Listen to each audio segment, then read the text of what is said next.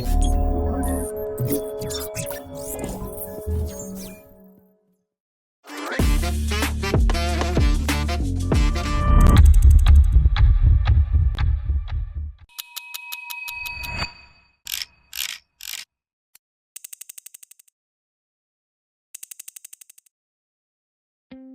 Nino berlaku apabila suhu permukaan laut di bahagian tengah dan timur lautan Pasifik menjadi lebih panas daripada biasa.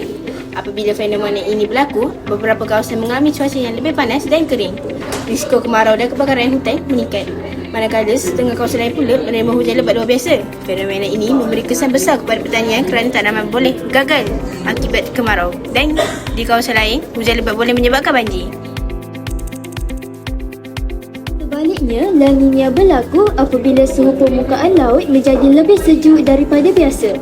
Fenomena ini biasanya menyebabkan hujan lebih banyak di beberapa kawasan dan meningkatkan risiko banjir.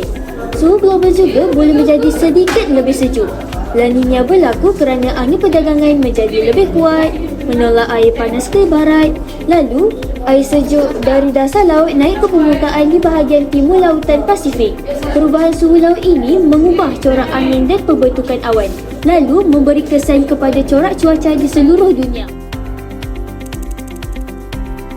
Fenomena ini tidak boleh dielakkan sepenuhnya kerana ia sebahagian daripada sistem iklim semula jadi bumi.